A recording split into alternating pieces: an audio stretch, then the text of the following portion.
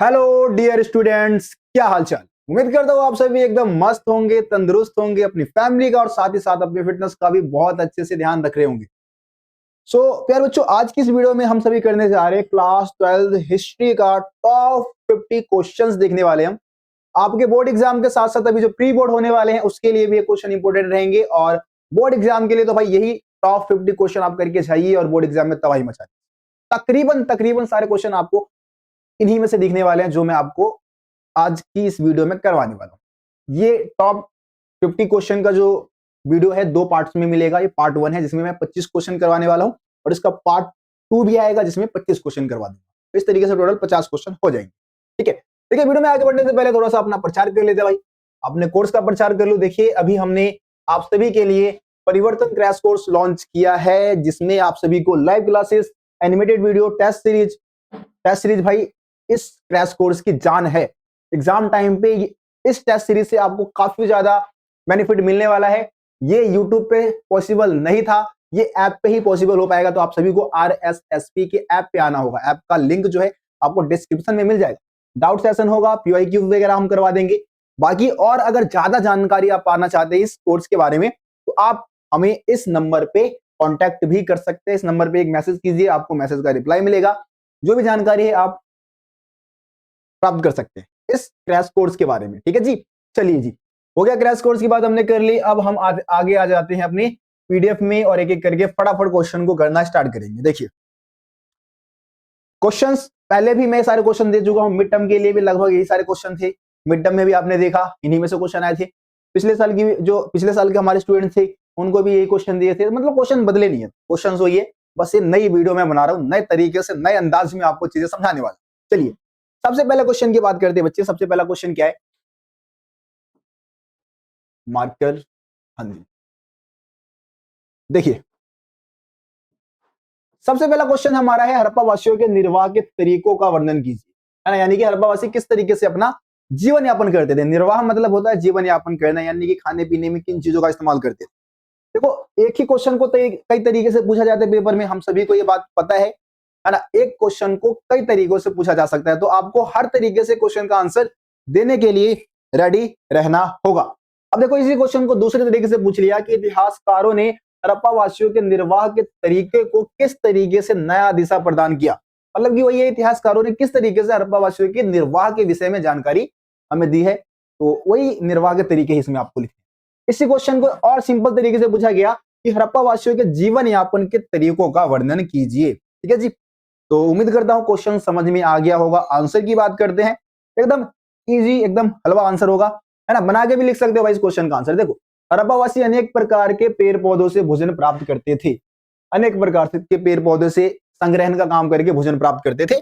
मछली इनका क्या था, मुख्य आहार था जी। मछली क्या था, इनका मुख्य आहार था। इसके अलावा कई स्थानों से हमें जले हुए अनाज के दाने मिले हैं, बीजों के साक्ष्य मिले हैं। बहुत सारे बीज हमें साक्ष्य के तौर पे, सबूत के तौर पे मिले हैं, है ना, जिससे ये पता लगता है कि खाद्य पदार्थ में वनस्पति भी शामिल थे, है ना, पेड़ पौधे भी शामिल थे। ठीक है जी, पेड़ पौधों से मिलने वाले जो भोजन है वो शामिल थे।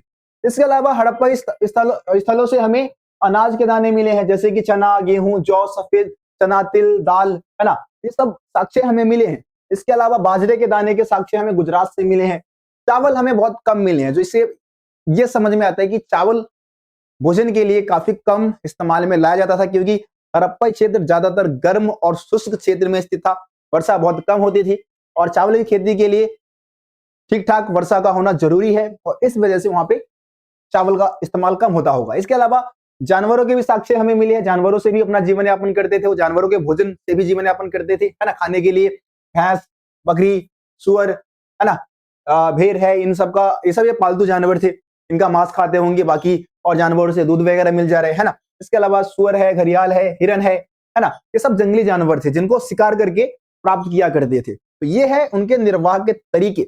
आसान है, हलवा है एकदम, क्वेश्चन इजी है, क्वेश्चन आएगा पूरे नंबर आपको देके जाएगा, है ना जी। चलो अगले क्वेश्चन की तरफ चलते हैं। VVI भाई, VVI लिख देता हूं मैं। वेरी वेरी इंपॉर्टेंट क्वेश्चन है, वेरी वेरी इंपॉर्टेंट क्वेश्चन, है ना। इस वैसे तो सारे हैं, जितने भी क्वेश्चन दे रहा हूं सारे ही वेरी वेरी इंपॉर्टेंट क्वेश्चन है।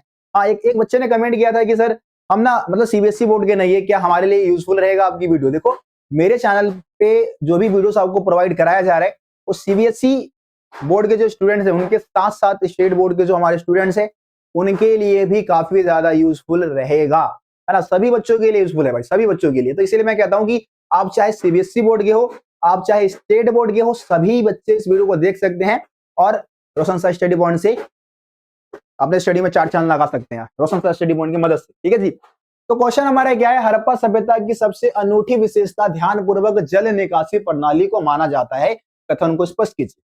इस क्वेश्चन में आपको हड़प्पा वासियों के जल निकासी, देखो ऐसे ही क्वेश्चन आता है, लेकिन हड़प्पा सभ्यता की सबसे अनूठी विशेषता ध्यानपूर्वक नगर नियोजन प्रणाली, नगर नियोजन प्रणाली अगर आ जाएगा तो आपको सारे पॉइंट लिख देने हैं कि हड़प्पा सभ्यता एक नियोजित नगर था, कैसे, वो वाले पॉइंट लिखने।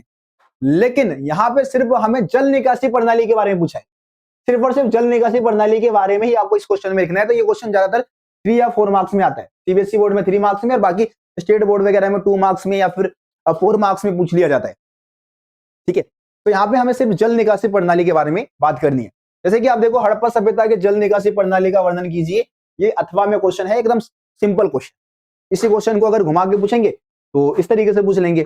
तो हिस्ट्री एक ऐसा सब्जेक्ट है जहां पे आपको चीजें पता होगा, आपको चीजें आ रहा होगा, लेकिन आप आंसर सही नहीं कर पाते क्योंकि आप क्वेश्चन के लैंग्वेज को नहीं समझ पाते। लैंग्वेज को समझने के लिए जरूरी है कि आप एनसीईआरटी को पढ़ो, रोशन सर स्टडी पॉइंट की वीडियोस को देखोगे तो बहुत कुछ समझ में आएगा, है ना। क्वेश्चन को करने का तरीका सीख जाओगे, क्वेश्चन को समझने का तरीका सीख जाओगे, बहुत कुछ सीख जाओगे। चलो आगे बढ़ते हैं। देखो, हड़प्पा सभ्यता की सबसे अनूठी विशेषता नियोजित जल निकासी प्रणाली थी। हम सभी को पता है कि वहां पे जितनी भी सड़कें बनी हुई थी, जितनी भी नालियों का निर्माण किया गया था, गलियों का निर्माण किया गया था, वो सब ग्रिड पद्धति में था। ग्रिड पद्धति मतलब कि एक गली इधर से जा रही है, एक गली इधर से जा रही है, देखो सब समकोण पे काटते हुए जा रही है। साथ ही साथ एक नाली इधर से गली के साथ साथ नाली बना दिया और इधर वाले गली के साथ साथ नाली बना दिया, यानी कि गलियां और जितनी भी नालियां थी सब एक दूसरे को क्या करिए, समकोण पे काटती हुई निकलती थी, 90 डिग्री के कोण पे काटते हुए निकलती थी। इसको हम क्या बोलते हैं बच्चे, ग्रिड पद्धति बोलते हैं। क्या बोलते हैं, ग्रिड पद्धति, ठीक है। ग्रिड पद्धति समझिए, ग्रिड पद्धति में बनाई गई थी गलियों और नालियों को, है ना। पहले क्या हुआ, नालियों के साथ साथ गलियों का निर्माण किया गया था और फिर उसके आसपास घरों का निर्माण किया गया। मतलब कि पहले क्या बना दिया था बच्चे, पहले गली के साथ साथ नालियां बना दी, है ना, और फिर उसके आसपास फिर भवन का निर्माण हुआ। ये नहीं कि पहले घर बना दिए, गलियों का था पता नहीं है, ऐसा कुछ नहीं था। कई एरियाओं में हम देखते हैं, हमारे आसपास दिल्ली में मैं रहता हूँ, बहुत सारे ऐसे जगह है जहां पे पहले घर लोगों ने बना रखे हैं, गलियों का तब पता नहीं है, एकदम पतली सकरी गलियां है जहां पे लोग सही से चल नहीं पाते, घुस नहीं पाते, पहिएदार वाहन जो गाड़ियां है वो जा नहीं सकती, पैदल चलना पड़ता है लोगों को गलियों में। इतनी पतली पतली पतली गलियां आपको देखने को मिल जाएगी। तो ये सब नियोजित नगर नहीं है, लेकिन हड़प्पा सभ्यता के जो नगर थे नियोजित थे और वहां पे नालियों और गलियों को पहले बनाया गया था, फिर आसपास घर बनाए गए थे, है ना। घर के गंदे पानी को गलियों की नालियों से जोड़ने के लिए प्रत्येक घर का कम से कम एक दीवार गली से सटा होना जरूरी था। मतलब कि घर का कोई ना कोई एक हिस्सा क्या हो, गली से सटा होता कि इसका कनेक्शन जो है, घर का जो गंदे पानी का कनेक्शन है वो मेन नाली के साथ हो सके, है ना। ये पॉइंट समझ गए। चलो भाई आगे बढ़ते हैं, अगले पॉइंट की बात करते हैं। चौथा पॉइंट क्या दे रखा है कि घरों की नालियां पहले एक हौदी या फिर मलकुंड में जाती थी। मतलब एक मलकुंड बना होता था, हौज टाइप का बना होता था, उस हौज में इकट्ठा हो जाती थी और जहां पे क्या होता था, ठोस पदार्थ जमा हो जाते थे और गंदा पानी गलियों की नालियों से चला जाता था, ठीक है। मुख्य नाले गारे में जमाई गई ईंटों से बने थे तथा चूने के पत्थरों से उसको ढका गया था, जिसे सफाई करने के दौरान हटा लिया जाता था। जैसे कि अभी के समय में हम सीवर की बात करते हैं, जो गलियों में सीवर है उसको सफाई के समय उसका ढक्कन जो है हटा के उसकी सफाई कर लेते हैं। तो लगभग इसी तरीके से यहाँ पे भी कुछ व्यवस्थाएं की गई थी, है ना। गलियों का निर्माण नालियों का निर्माण पक्की हुई ईंटों से हुआ था, ठीक है। तो ये सारे पॉइंट्स आप इसमें बताएंगे। चलिए जी अगले क्वेश्चन की तरफ आ जाते हैं। ये क्वेश्चन जो है वो सीधे सीधे 8 मार्क्स के लिए इंपोर्टेंट है, 8 मार्क्स के लिए, ठीक है। लॉन्ग क्वेश्चन में आता है भाई, लॉन्ग क्वेश्चन में आता है। देखो क्वेश्चन क्या है, हड़प्पा सभ्यता मोहनजोदड़ो एक नियोजित शहर था कैसे, ठीक है। तो यहाँ पे हड़प्पा सभ्यता की बात कर लो या फिर आप मोहनजोदड़ो की बात कर लो, एक नियोजित नगर था कैसे, ये क्वेश्चन है। इसी क्वेश्चन को अथवा में यानी कि दूसरे तरीके से पूछा जाएगा कि मोहनजोदड़ो की वास्तुकला किस प्रकार नियोजन की ओर संकेत करते हैं। वास्तुकला का मतलब क्या होता है बच्चे, वास्तुकला का मतलब होता है भवन निर्माण करने की कला, घरों को बनाने की कला, है ना। तो मोहनजोदड़ो की वास्तुकला या फिर हड़प्पा सभ्यता की वास्तुकला किस तरीके से नियोजन की ओर संकेत करते हैं, मतलब कि ये दर्शाते हैं कि किस तरीके से वो नियोजित शहर था। तो बहुत सारे पॉइंट आपको बताना होगा इसमें। अथवा में देखो इसी क्वेश्चन को तीसरे तरीके से पूछ सकते हैं कि हड़प्पा सभ्यता की सबसे अनूठी विशेषता नियोजित शहरों का विकास था, कथन की पुष्टि कीजिए। मतलब कि हड़प्पा सभ्यता की सबसे अनूठी विशेषता नियोजित शहरों का विकास था। तो बात तीनों में ही सेम बताने, मोहनजोदड़ो या हड़प्पा सभ्यता एक नियोजित शहर था, क्यों या कैसे, उसी बात को हमें तीनों ही क्वेश्चन में एक्सप्लेन करना है। चलो जी आओ, देखो यहाँ पे लगभग 8-9 पॉइंट आपको दिख जाएगा। बहुत ही बेहतरीन आंसर है भाई। इस पीडीएफ में ऐसे आंसर मैंने लिखने की कोशिश की है कि अगर आप इतना आंसर लिखते हो ना, पूरे में से पूरे नंबर मिलेंगे, एक नंबर नहीं कटेगा। बस थोड़ा सा 8 मार्कर में एक ऊपर में एक इंट्रोडक्शन दे देना क्वेश्चन का, यानी कि भूमिका लिख देना, और लास्ट में कंक्लूजन लिख देना, और बाकी सेम पॉइंट जो बता रहा हूँ लिख देना, पूरे नंबर मिलेंगे, एक नंबर भी नहीं कटेगा। कई बार तो आप कंक्लूजन निष्कर्ष वगैरह नहीं भी लिखोगे तो भी हो सकता है टीचर आपको पूरे नंबर दे दे, जितना आंसर मैंने आपको प्रोवाइड करा है, अगर आप उतना भी लिख देते हैं तो। लेकिन मैं कहता हूं कि हर लॉन्ग क्वेश्चन में एक इंट्रो दो क्वेश्चन का भाई, है ना, एक भूमिका लिखो, ठीक है जी, और एक लास्ट में क्वेश्चन जब खत्म करते हो, आंसर खत्म करते हो,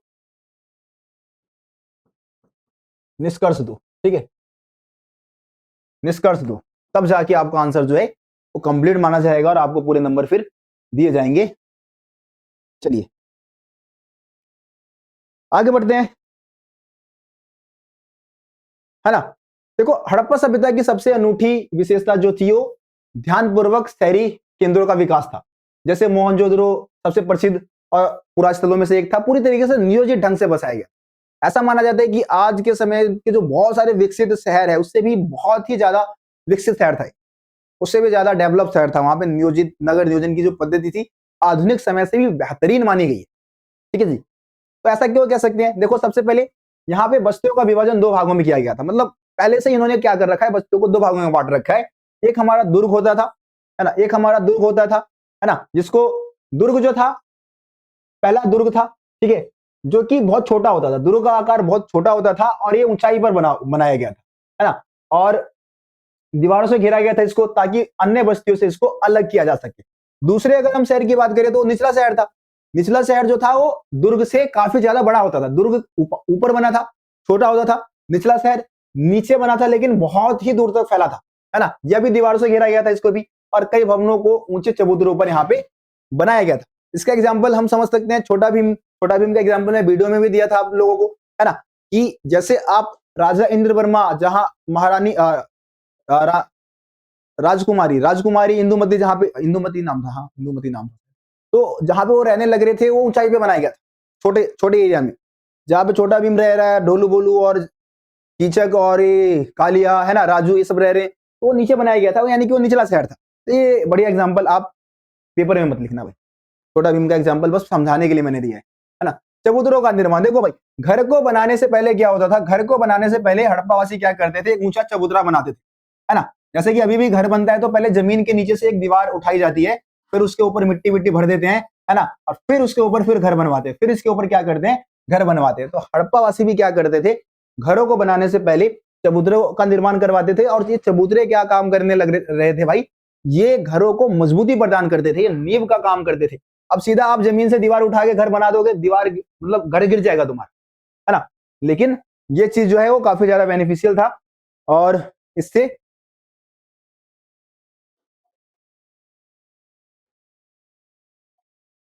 ठीक है जी, ये चीज काफी ज्यादा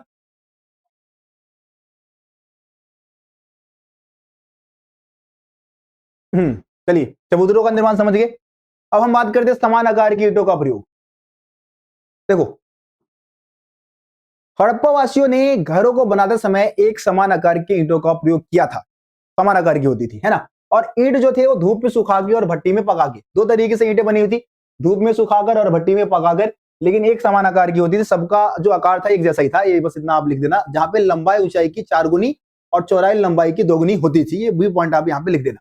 अगला देखो नालियों के निर्माण के बारे में सारी चीजें मैंने आपको पहले ही बता दी कि भाई नालियों का निर्माण एक ग्रिड पद्धति में किया गया था, जहां पे गलियां और नालियां एक दूसरे को समकोण पे काटते हुए निकलने लग रही थी।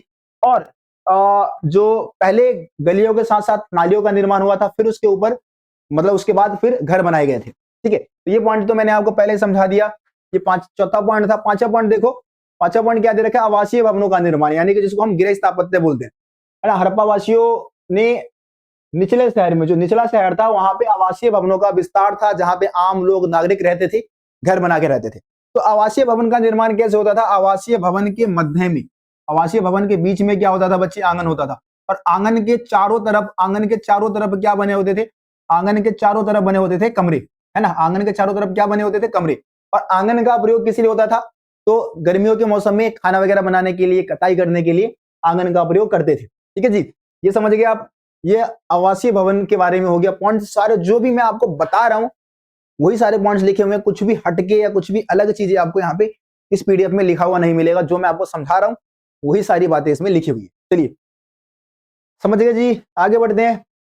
कुओं का निर्माण, देखो भाई, हड़प्पा वासियों ने कुओं का निर्माण कर रखा था। कुओं का निर्माण ऐसे स्थान पे करवाते थे जहां पे राहगीर, राह में चलने वाले जो व्यक्ति है, आसानी से पहुंच सके और इसका इस्तेमाल कर सके पानी पीने के लिए। राहगीर द्वारा इस्तेमाल में लाया जाता था।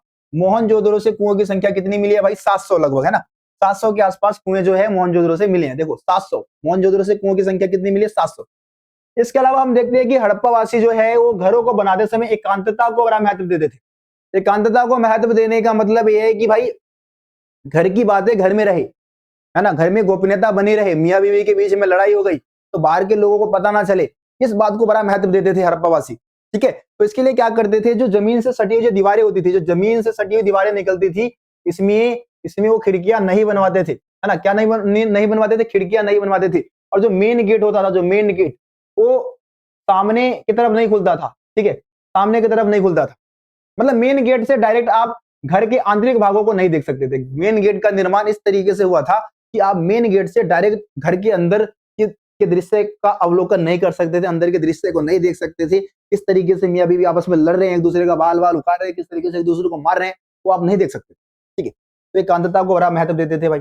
विशाल स्नानागार, भाई देखो, हमें दुर्ग पर एक विशाल संरचना मिली है, एक आयताकार जलाशय की संरचना मिली है। ठीक है जी, कहां पे, दुर्ग पे बना हुआ एक आयताकार जलाशय की संरचना मिली है, जो चारों ओर गलियारे से घिरा हुआ था, और इसका इस्तेमाल अनुष्ठानिक कार्यों को संपन्न करने के लिए होता था। ज्यादातर जो धार्मिक उत्सव है या कोई धार्मिक त्योहार हो रहा है तो उस समय, उस दिन पे क्या करते थे, विशाल स्नानागार में स्नान करते थे। इसका जो निर्माण था वो जिप्सम, है ना, जिप्सम के गारों का प्रयोग करके किया गया था। और फिर जिप्सम के गारे जो है, इसके तलहट्टी कह सकती है, नीचे वाले एरिया में चारों तरफ से लगा दिया गया, और फिर इसको पानी से भर दिया गया। ठीक है, पानी से, जल से भर दिया गया। तो जिप्सम के गारों का प्रयोग करके इसका निर्माण किया गया था, इसको पानी से भरा गया। ठीक है, चलिए अगले क्वेश्चन की तरफ चलते हैं। देखो 25 क्वेश्चन मैंने इसलिए लिए क्योंकि हिस्ट्री में आंसर बहुत लेंदी होते हैं। चीजों को समझाऊंगा, मेरे को लगभग 25 क्वेश्चन, मतलब 50 क्वेश्चन करवाने के लिए 3.5 से 4 घंटे नॉन स्टॉप बोलना पड़ेगा भाई, नॉन स्टॉप, है ना। 50 क्वेश्चन बहुत होते हैं हिस्ट्री में भाई, बहुत लेंदी आंसर होते हैं, चीजें समझाना मतलब मुश्किल था।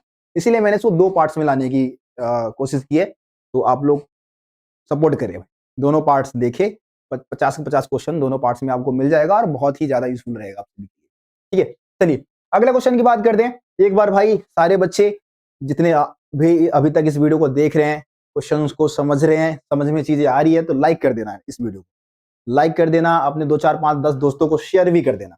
ठीक है, और एक बार फायर वाली इमोजी के साथ कमेंट बॉक्स में यस लिख देना, यस भैया आप जो पढ़ा रहे हो एकदम समझ में आ रहा है और एकदम मजा आ रहा है। ठीक है, सारे बच्चे कमेंट बॉक्स में लिखेंगे भाई, जिनको भी समझ में आ रहा है, मेरे द्वारा दिया गया एफर्ट भी आपको अगर पसंद आ रहा है तो आप अप्रिशिएट कर सकते हैं मुझे, आपके ऊपर है, टोटली आपके ऊपर डिपेंड है।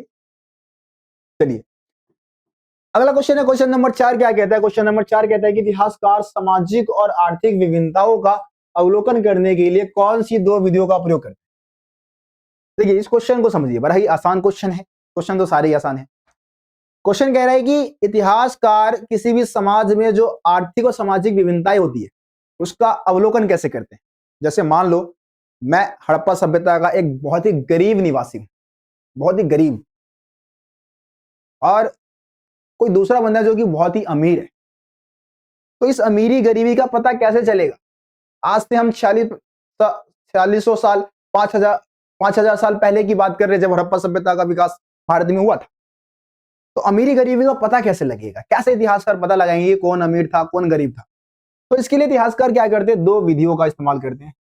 सबसे पहली विधि है शवाधानों का अध्ययन करना। शवाधान का मतलब क्या है, जो कब्र है उसका अध्ययन करना, कब्र, ठीक है जी, है ना।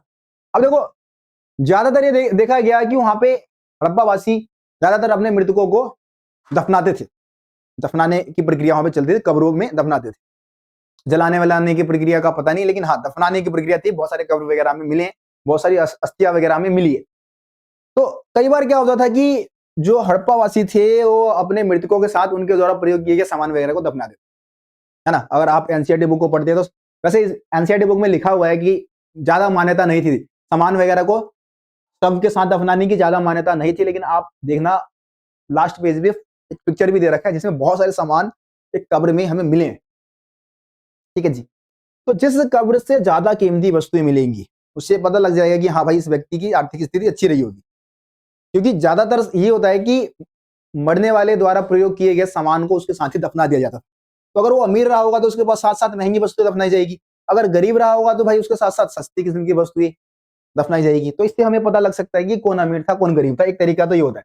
तो दूसरा तरीका होता है हमारे पास विलासिता की वस्तुओं की खोज। यहाँ पे देखिए आप, ये दूसरा पॉइंट है। देखो दूसरा पॉइंट होता है विलासिता की वस्तुओं की खोज। देखिए इस पीडीएफ को अगर आप पाना चाहते हैं तो आपको हमारा RSSP का जो अभी ऐप हमने लॉन्च किया है, RSSP, ठीक है, रोशन सा स्टडी पॉइंट। कई बार प्ले स्टोर पे सर्च में नहीं आएगा, वैसे आ गया अब तो प्ले स्टोर पे भी हमारा ऐप सर्च में आ गया।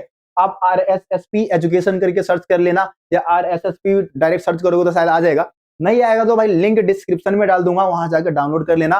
फ्री स्टडी मटेरियल वाला सेक्शन आएगा, वहां पे आपको ये पीडीएफ एकदम फ्री में मिल जाएगा, कोई पेमेंट करने की जरूरत नहीं है, फ्री में मिलेगा आप सभी को, ठीक है जी। तो विलासिता की वस्तु की खोज के अंतर्गत इतिहासकार क्या करते हैं, सामाजिक विभिन्नताओं का पता लगाने के लिए दो भागों में वस्तुओं को बांट देते हैं। वस्तुओं को दो भागों में बांटते हैं। एक वस्तु होती है उपयोगी किस्म की वस्तु, ठीक है, और एक विलासिता की वस्तु। अभी हम उसके बारे में आगे बात करेंगे। देखो उपयोगी वस्तुएं ऐसी वस्तुएं होती है जो कि आसानी से मिल जाएगा, जिसको बनाना आसान है, जो एकदम सस्ती है, मतलब कहीं भी आपको आसानी से मिल जाएगा। जैसे कि मिट्टी के बर्तन, सुई, रोजमर्रा के उपयोग की कोई वस्तु हो गई। तो ये सब क्या है, इसको बनाना आसान है, हर वस्तु में मिल जाएगा। तो जिन स्थानों से उपयोगी वस्तुएं जैसे कि चक्किया हो गया, है ना, पत्थर हो गए, पत्थर की चक्किया हो गई, सुई है, मृद भांड यानी कि नॉर्मल मिट्टी के बर्तन, अगर किसी स्थान से आपको मिल रहा है तो ये पता लग जाएगा कि उन स्थानों की लोगों की आर्थिक स्थिति ज्यादा अच्छी नहीं रही, नॉर्मल एवरेज लाइफ स्टाइल इनकी रही होगी, है ना। दूसरा आपका तरीका है विलासिता की वस्तुओं की खोज। विलासिता की वस्तुएं उन वस्तुओं को कहा जाता है जिनको बनाना बड़ा मुश्किल है, कठिन प्रक्रिया से बनाई जाती है, बहुत कम मात्रा में मिलेंगी। मतलब हर वस्तु में आपको, जैसे मिट्टी के नॉर्मल बर्तन है वो हर वस्तु से आपको मिल जाएगा, लेकिन कुछ ऐसे बर्तन होंगे या कुछ ऐसी कलाकृतियां होंगी जो कि हर वस्तुओं से नहीं मिलेगा, कहीं कहीं से मिलेगा। जैसे कि फ्योन्स का एक पात्र था, पात्र मतलब जिसमें सामान वगैरह रखने के लिए यूज होता था, एक बर्तन बर्तन टाइप का ही पात्र था, ठीक है। तो जिन स्थान, इसको फ्योन्स के पात्र को बनाना मुश्किल था, बहुत कम स्थानों से हमें मिले, तो इससे पता लगता है कि ये महंगी रही होगी, हर जगह पे नहीं मिले, ठीक है। तो जिन स्थानों से विलासिता किस्म की वस्तुएं, महंगी किस्म की वस्तुएं मिली होंगी, वहां की लोगों की आर्थिक स्थिति अच्छी रही होगी, वहां के लोग अमीर रहे होंगे। इस तरीके से आप बना के लिख देना भाई, जरूरी नहीं है कि एकदम एनसीईआरटी लाइन को ही टिप देना है, अपने शब्दों को भी ऐड कीजिए, अपने शब्दों को भी इसमें जोड़िए और फिर आंसर को बनाइए, ठीक है जी। आगे आ जाओ, अगले क्वेश्चन की तरफ चलते हैं। हड़प्पाई लिपि की विशेषता बताइए। अथवा में हड़प्पाई लिपि एक रहस्यमय लिपि थी, कथन के संदर्भ में हड़प्पाई लिपि की विशेषता बताइए। तो दोनों ही क्वेश्चन में हमें हड़प्पाई लिपि की विशेषता बतानी है। देखो भाई बहुत आसान आसान से पॉइंट है। देखिए हड़प्पाई लिपि को एक रहस्यमय लिपि कहा जाता है। हड़प्पाई लिपि को क्या कहा जाता है, एक रहस्यमय लिपि कहा जाता है, क्योंकि इसको अभी तक पढ़ नहीं पाए हैं इतिहासकार, इसका अर्थ अभी तक नहीं निकला है, इसीलिए इसको एक रहस्यमय लिपि कहा जाता है। चित्रमय लिपि है भाई, हड़प्पाई लिपि को एक चित्रमय लिपि कहा जाता है क्योंकि इसमें वर्णों के माध्यम से चीजों को नहीं दर्शाया गया, चित्रों के माध्यम से चीजों को दर्शाया गया। जैसे कि हम, मेरे को अपना नाम लिखना है या कुछ भी शब्द लिखना है तो हम वर्णमाला के जो अक्षर होते हैं, ये वर्णमाला के अक्षरों के माध्यम से हमने शब्द को बनाया, लेकिन ऐसा हड़प्पावासी नहीं करते थे, वो चित्र बनाते थे, चित्रों से चीजों को समझाने की कोशिश करते थे। तो ये चित्रमय लिपि मानी गई है, ठीक है। आगे देखो, चिन्हों की संख्या की बात करें तो भाई 375 से लेकर 400 हड़प्पाई लिपि में चिन्हों की संख्या थी, और ये दाईं से बाईं ओर लिखी जाती थी, दाईं से बाईं ओर लिखी जाती थी। इस बात का पता हमें कैसे चलता है, कैसे हम कह सकते हैं कि भाई इनकी लिपि जो थी वो दाई दाई यानी कि सीधे हाथ की तरफ से स्टार्ट, मतलब इस तरफ से स्टार्ट हो रहा है और इस तरफ खत्म हो रहा है, ठीक है। तो कैसे पता लगा? तो हमें जब कई मोहरे मिली है, कई मोहरे मिली है, तो हमने देखा है कि कई बार जैसे हम इधर से लिखना स्टार्ट करते हैं, इधर से हमने लिखना स्टार्ट किया है ना, यहां से तक लिखा। अब यहाँ पे कोई अक्षर हमारा पूरा नहीं हो रहा है, इधर कोई अक्षर जो मैं बना रहा हूँ पूरा नहीं होगा, तो यहाँ पे हम क्या करेंगे, खाली जगह छोड़ देंगे, खाली जगह छोड़ देंगे। यहाँ से फिर स्टार्ट करेंगे लिखना, फिर यहाँ पे मान लो कोई जगह यहाँ पे खत्म हो गया मान लो, फिर खाली जगह छोड़ दिया। तो मतलब इस तरफ हम देखते हैं कि लाइन एकदम बराबर चलता हुआ आ रहा है, और यहाँ पे कहीं गैप है, कहीं गैप नहीं है, कहीं गैप है। तो इससे हम मतलब ये पता लगा लेते हैं कि भाई ये जो, जैसे हमारी लिपि इधर से लिखी जा रही है, लेकिन वहां पे ये देखा गया कि इधर बराबर चल रहा है सब कुछ, इस तरह बराबर चल रहा है, यहाँ पे उल्टे हाथ की तरफ कहीं ज्यादा गैप है, कहीं कम गैप है, उल्टे हाथ की तरफ, ठीक है। सीधे हाथ की तरफ हर जगह चीजें एकदम बराबर चलने लग रही है, उल्टे हाथ की तरफ कहीं ज्यादा गैप है, कहीं कम गैप है। तो इससे पता लगा कि भाई सीधे हाथ से लिखना मतलब दाईं ओर से लिखना स्टार्ट करते थे और बाईं ओर खत्म करते थे, ठीक है। तो इनकी लिपि दाईं से बाईं ओर लिखी जाती थी। चलिए अगले क्वेश्चन की तरफ चलते हैं। ये क्वेश्चन भी हो गया। क्वेश्चन नंबर 6, हलवा क्वेश्चन, एकदम हलवा क्वेश्चन। ये क्वेश्चन भी इंपॉर्टेंट है, आता है लेकिन फ्री के नंबर देके जाता है। क्वेश्चन क्या है, हड़प्पा सभ्यता का अंत किस प्रकार हुआ? या फिर क्वेश्चन आएगा कि हड़प्पा सभ्यता में 1900 ईसा पूर्व के बाद आए किन्हीं दो बदलावों का उल्लेख कीजिए, परिवर्तन कैसे आए? 1900 ईसा पूर्व तक हम देखते हैं कि हड़प्पा सभ्यता में बहुत सारे बदलाव आते हैं। 1900 ईसा पूर्व के आसपास ही हड़प्पा सभ्यता का अंत होना शुरू हो जाता है। तो 1900 ईसा पूर्व के आसपास कौन कौन से बदलाव आए उसके बारे में हमें बताना है, और उन बदलावों की वजह से ही हड़प्पा सभ्यता का अंत हो गया, ठीक है। चलिए देखिए, तो हड़प्पा सभ्यता के अंत के बारे में हम पहला पॉइंट लिखेंगे, भौतिक संस्कृति में बदलाव आया। हड़प्पा सभ्यता की जो भौतिक संस्कृति थी उसमें बदलाव आया। क्या क्या बदलाव आया जी? भौतिक संस्कृति में क्या क्या बदलाव आया? वहां पे जो विशिष्ट पुरा वस्तुएं थी उसकी समाप्ति हो गई, है ना। बाट निर्माण करने की कला, मनके बनाने की कला, मोहरे बनाने की कला, ये सब समाप्त होने लगी, है ना। अब बाट नहीं बन रहा है जी, मोहरे नहीं बन रहा है जी, तो इससे क्या होगा? व्यापार नहीं होगा। बाट चीजों को तौलने के लिए इस्तेमाल में लाया जा रहा है, मोहरों का इस्तेमाल व्यापार करने के लिए हो रहा है। अब यही चीजें नहीं है तो व्यापार नहीं होगा, लेन देन नहीं होगा, आर्थिक स्थिति खराब हो जाएगी, है ना, समाज की, ठीक है। इसके अलावा हम देखते हैं कि आवासीय भवनों का निर्माण करने की जो कला है उसका हाथ से हो गया, मतलब आवासीय भवन निर्माण करने की जो कला है वो भी धीरे धीरे समाप्त होने लगी, जिससे कि अच्छे घर नहीं बनाए जा रहे हैं, ठीक है। अब ये परिवर्तन 1900 ईसा पूर्व के आसपास होने शुरू हुए। ये परिवर्तन होने के पीछे कारण क्या थे? किन कारणों की वजह से भवन निर्माण करने की कला है या बाट निर्माण करने की कला है, मोहरे निर्माण करने की कला है, वो खत्म हो गई? तो इसके पीछे क्या रीजन माना जाता है? प्राकृतिक आपदाएं, जैसे कि बाढ़ आ जाना, जलवायु में परिवर्तन, है ना, नदियों का सूख जाना या मार्ग बदल लेना, भूकंप आना, महामारी, ये सारे पॉइंट्स भी आप यहाँ पे लिख सकते हैं। देखो सिंपल शब्दों में आप यही पॉइंट, वैसे हड़प्पा सभ्यता के अंत के पीछे जो सिंपल कारण आप बताएंगे तो सूखा पड़ जाना, बाढ़ आ जाना, जलवायु परिवर्तन हो जाना, वनों की बहुत ज्यादा कटाई हुई, नदियों का सूख जाना या मार्ग बदल लेना, यही सारे रीजन माने जाते हैं। ये सारे रीजन भी आप लिख दोगे, आपको नंबर मिल जाएगा, ठीक है जी, ठीक है। चलिए चलिए अगले क्वेश्चन की तरफ चलते हैं। अगला क्वेश्चन क्या है? क्वेश्चन नंबर 7 आ गया है।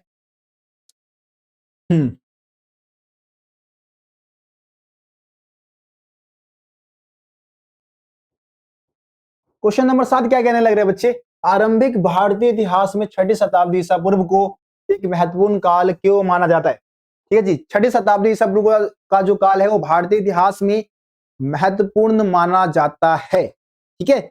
600 ईसा पूर्व के से पहले का जो काल था वो वैदिक काल माना जाता है, लेकिन 600 ईसा पूर्व के आसपास हम देखते हैं कि बहुत सारे परिवर्तन भारतीय इतिहास में हमें देखने को मिलता है। कौन कौन से बदलाव होते हैं भाई?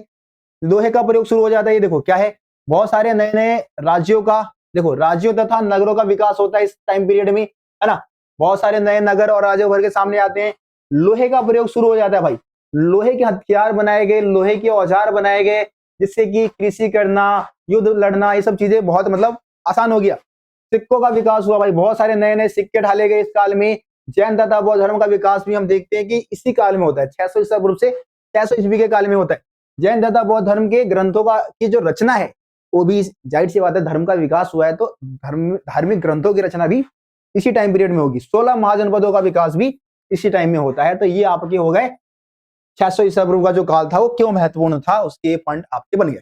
चलिए अब 8वें क्वेश्चन की बात करते हैं। 8वां क्वेश्चन क्या है? उन कारणों की व्याख्या कीजिए जिन्होंने 6ठी शताब्दी ईसा पूर्व में मगध को सबसे शक्तिशाली महाजनपद बनने में सहायता पहुंचाई। मतलब कि मगध जो है वो शक्तिशाली महाजनपद कैसे बन गया, इसी को पूछने का तरीका बदल दिया, इसी को पूछने का तरीका बदल दिया।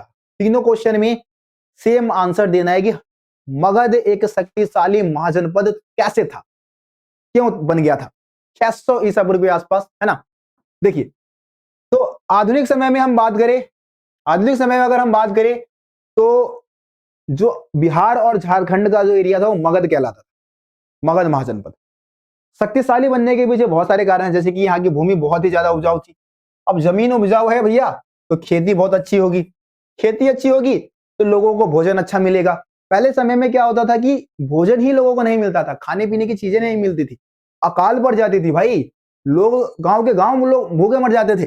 लेकिन मगध की जो जमीन थी काफी उपजाऊ थी, भोजन की कभी कमी नहीं हुई, सैनिक एकदम तंदुरुस्त होते थे क्योंकि खाने पीने की चीजों की कमी नहीं है, खा रहे दबा के, है ना। तो ये हो गया। मगध क्षेत्र में लोहे की खदानें थी भाई, लोहे की खदानें होने के पीछे क्या फायदा क्या था, इसका फायदा क्या था लोहे की खदानें होने का? झारखंड का एरिया आज भी आपको पता है लोहे की खदानें बहुत ज्यादा है वहां पे। अब लोहे की खदान होने से फायदा ये हुआ कि बहुत ही खतरनाक किस्म के धारदार हथियार बनाए जा सकते थे, लोहे के हथियार बनाए जा सकते। अब सामने वाली सेना के पास लकड़ी के हथियार है ना, तुम्हारे पास है लोहे का हथियार, है ना। ठीक है, जैसे अभी के समय में आप बात करो, टेक्नोलॉजी है एक तरीके से, टेक्नोलॉजी का ही फायदा उठा रहे हो। सामने वाले के पास घिसे पिटे हथियार है, इनके पास एकदम धारदार हथियार है, तो जाहिर सी बात है कि मगध की सेना युद्ध में जीत जाएगी, इससे भी पावरफुल हो गए। जंगलों में हाथियों का मिलना, भाई जंगलों में हाथी बहुत ज्यादा थे। अब हाथी होने के पीछे क्या है, हाथी होने का फायदा क्या है कि भाई सेना में हाथी का भी इस्तेमाल होगा। अब घोड़े, मान लो सामने वाली सेना के पास घुड़सवार सिपाही है और मगध के पास हाथी पे सवार होकर सिपाही युद्ध लड़ रहा है, हाथी अपने पैर से 8 10 12 15 सैनिकों को मार देगा, घोड़े को तो भाई अपने सूंड में लपेट देगा और दूर फेंक देगा, समझ रहे हो। तो इसका भी फायदा हुआ युद्ध में बहुत। आगे देखो, बौद्ध तथा जैन ग्रंथों के अनुसार बिंबिसार अजातशत्रु जैसे महत्वाकांक्षी शासकों ने मगध के विस्तार में सहायता पहुंचाई। बिंबिसार की बात कर लो, अजातशत्रु की बात कर लो, महापद्मानंद की बात कर लो, धनानंद की बात कर लो, ये सब मगध के पावरफुल राजा थे और उन राजाओं ने इसको और पावरफुल बनाया। मगध की राजधानी थी राजगृह या फिर राजगाह, जो कि पूरी तरीके से किलेबंद राजधानी थी। पुराने समय का रूल ये था कि अगर राजधानी पे कब्जा कर लिया किसी ने तो पूरे साम्राज्य पे कब्जा माना जाएगा, और मगध की राजधानी थी राजगृह या फिर राजगाह या फिर अभी के समय में राजगीर जिसको हम बोलते हैं, वो पूरी सुरक्षित राजधानी थी, किलेबंद राजधानी थी, किले से इसको घेरा गया था चारों तरफ से, सुरक्षित राजधानी थी, तो ये भी इसको पावरफुल बनाता है ना। मगध की दूसरी राजधानी पाटलिपुत्र जो कि गंगा नदी के मध्य स्थित थी, है ना, और आवागमन के लिए बहुत ही महत्वपूर्ण था, मतलब आवागमन के लिए इसका इस्तेमाल होता था। ठीक है, चलिए जी अगला क्वेश्चन की बात करते हैं। क्वेश्चन नंबर 9 देखो भाई, क्वेश्चन नंबर 9 देखिए बच्चे, क्वेश्चन नंबर 9 क्या है? मौर्यकालीन इतिहास की रचना करने वाले किन्हीं 4 स्रोतों का वर्णन कीजिए। मौर्य साम्राज्य के बारे में जानकारी प्राप्त करने के स्रोत क्या क्या है हमारे पास? इसी क्वेश्चन को अलग तरीके से पूछेंगे। मौर्य साम्राज्य के इतिहास की रचना के लिए इतिहासकारों ने विभिन्न प्रकार के स्रोतों का उपयोग किया है, स्पष्ट कीजिए। मतलब ऐसे कौन से सोर्सेस है, ऐसे कौन से तरीके हैं जिससे कि हमें मौर्य साम्राज्य का पता चलता है? सेम बात भाई, सेम बात, और इसमें भी सेम बात, तीनों में ही सेम बात आपको बतानी है। पुनर्निर्माण के लिए कौन कौन से स्रोत है ना मौर्य साम्राज्य के इतिहास के? देखो, मौर्य साम्राज्य के बारे में जानकारी प्राप्त करने के हमारे पास बहुत सारे स्रोत है, बहुत सारे ऐसे सोर्सेस है जिससे कि हम मौर्य साम्राज्य के बारे में पता चलता है, जानकारी मिल जाती है। जैसे कि यहाँ पे आप देखेंगे मैगस्थनीज की इंडिका है, सबसे पहला पॉइंट, मैगस्थनीज की इंडिका नामक पुस्तक है।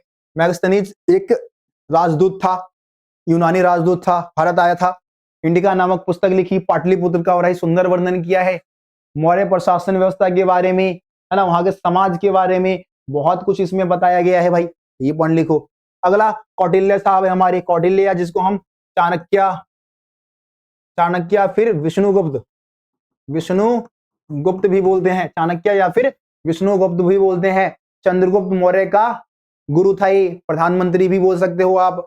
ठीक है जी, टीचर तो था ही था, उसको स्टार बनाने में, है ना, चंद्रगुप्त मौर्य को स्टार बनाने में सबसे ज्यादा योगदान किसका था?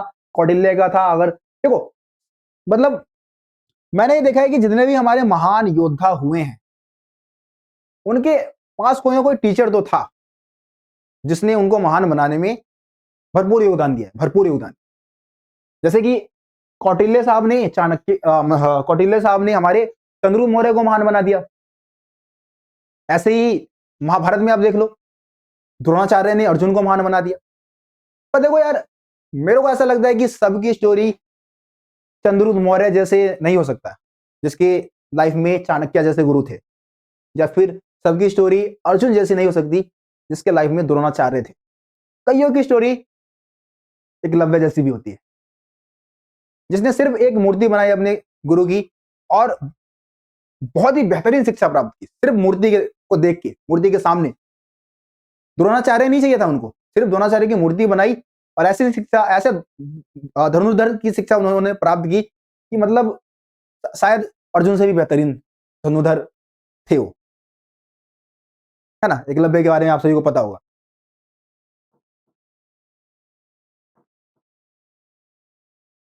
ठीक है, तो कौटिल्य की पुस्तक जो है अर्थशास्त्र से भी हमें मौर्य काल की शासन प्रणाली का पता चलता है। इसके अलावा विशाख दत्त है, विशाख दत्त ने मुद्रा राक्षस लिखा है, जिसमें हमें नंद वंश का किस तरीके से खात्मा किया था उसका पता चलता है।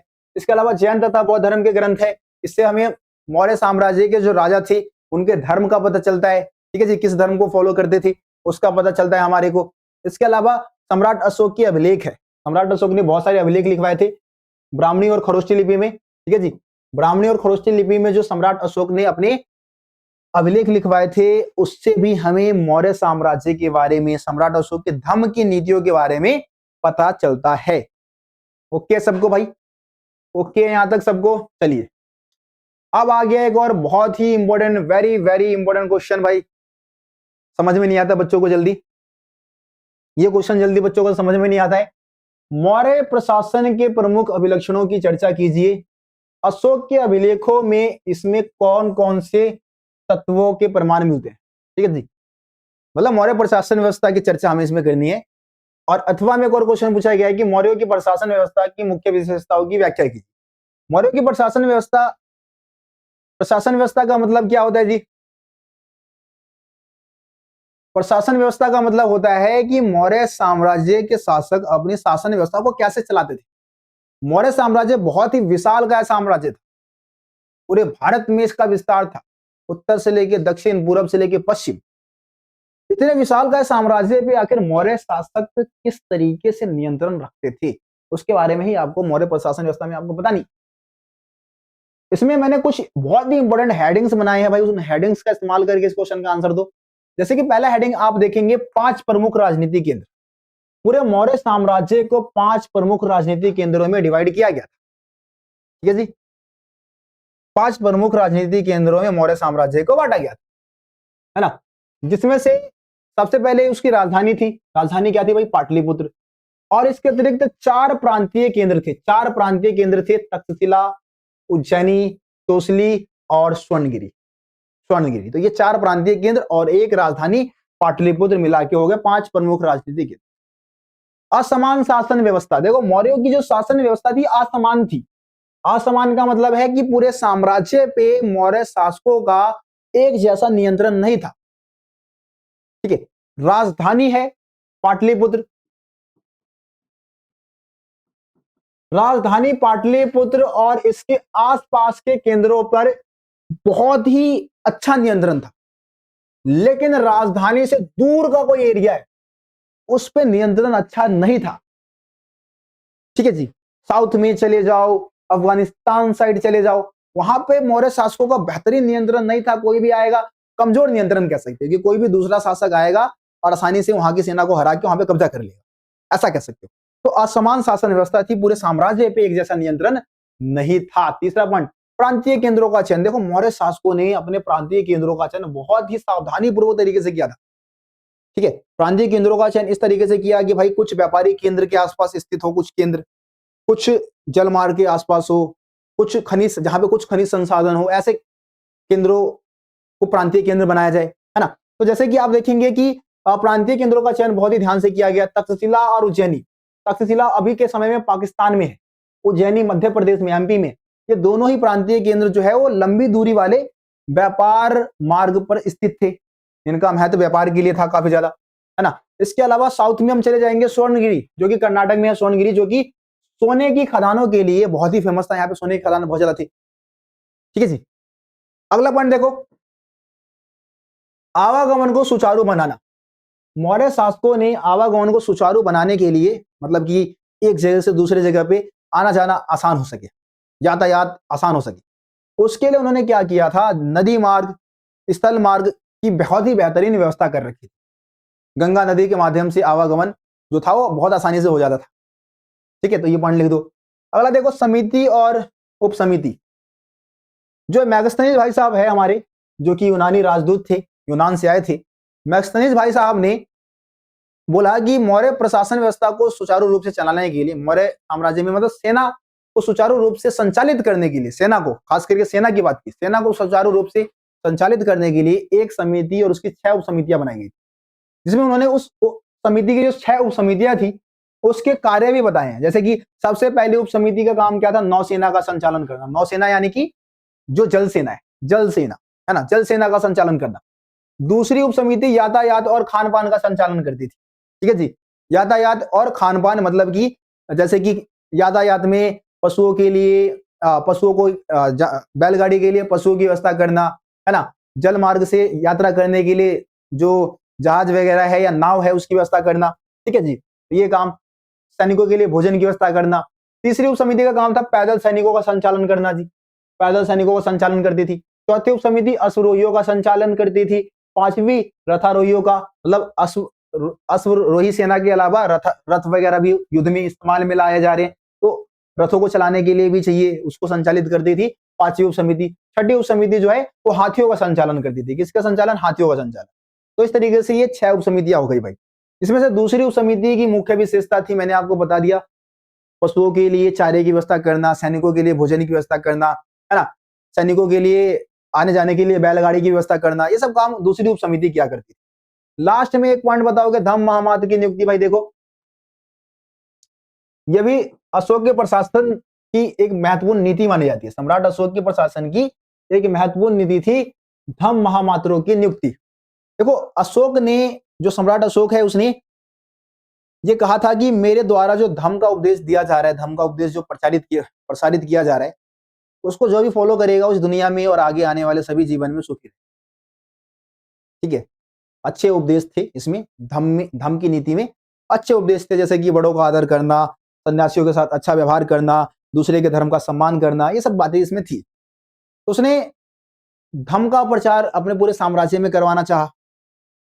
धम्म के प्रचार के लिए उसने क्या किया, धम्म महामात्र नाम, धम्म महामात्र, ये कौन होते थे?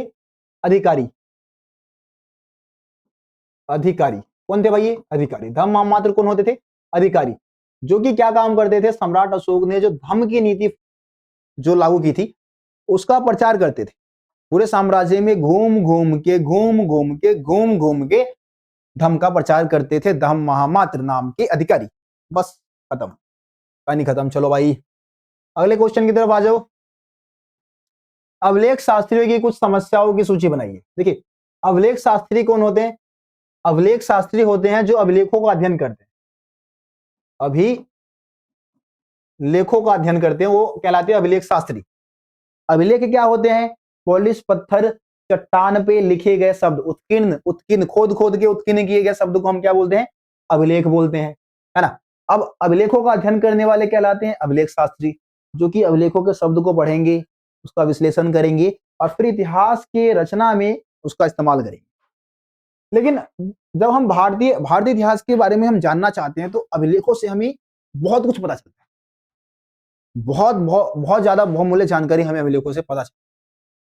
लेकिन फिर भी अभिलेख शास्त्रियों को अभिलेखों से भारतीय इतिहास के बारे में जानते समय बहुत सारी समस्याओं का सामना करना पड़ता है। अब कौन कौन सी समस्या है उसी के बारे में इस क्वेश्चन में हमें बात करनी है। अथवा में देखो, इस क्वेश्चन में क्या लिखा है कि भारत के राजनीतिक और आर्थिक इतिहास को समझने के लिए अभिलेख साक्ष्यों की सीमाओं की आलोचनात्मक परख कीजिए। कि मतलब सीमाएं क्या है, अभिलेख साक्ष्यों से भारतीय इतिहास के निर्माण में कौन कौन सी सीमाएं आती है। तो पहली सीमा क्या है कि भाई, कई बार अक्षरों को बहुत ही हल्के ढंग से उत्कीर्ण किया जाता है, जिसको पढ़ना बहुत ही मुश्किल हो जाता है। कई बार ये अभिलेख जो है आंधी तूफान आने की वजह से नष्ट हो जाते हैं, टूट जाते हैं, बिखर जाते हैं। एक टुकड़ा यहाँ पे मिलेगा, अगला टुकड़ा पता नहीं कहाँ गया, कोई उठा के ले गया, गायब हो गया, कुछ भी हो सकता है, तो अभिलेख नष्ट हो जाते हैं। ठीक है। इसके अलावा अभिलेख हजारों की संख्या में है, लेकिन हम सभी अभिलेख हमें पता नहीं है, सभी के बारे में पता नहीं है। इसके अलावा कई बार ये देखा गया है कि अभिलेखों से हमें ना सिर्फ उन्हीं व्यक्तियों के बारे में पता चलता है जो उसको बनवाते हैं। आम लोगों के बारे में, किसानों के सुख दुख के बारे में कुछ भी पता नहीं चलता हमें अभिलेखों से। और अभिलेख केवल विशेष अवसरों का ही वर्णन करते हैं। रोजमर्रा की जिंदगी के बारे में अभिलेखों से हमें पता नहीं चलेगा। केवल विशेष उत्सवों पे या समारोहों पे या फिर कोई किसी चीज का उद्घाटन हो रहा है तब अभिलेख बनवाए जाते थे। तो जाहिर सी बात है कि इसकी सीमाएं होंगी, सब कुछ हमें इससे पता नहीं चलेगा, है ना। तो ये अभिलेख साक्ष्यों की कुछ सीमाएं थी। एक मिनट बच्चे, अभी आगे बढ़ते हैं, हम आगे कंटिन्यू करेंगे।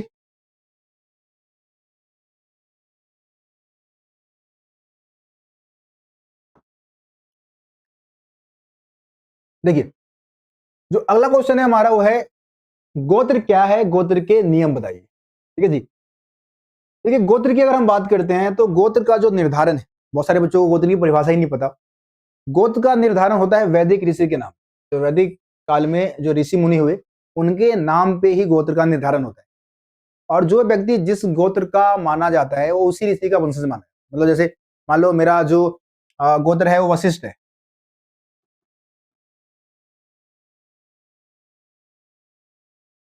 वशिष्ठ ऐसे लिखेंगे,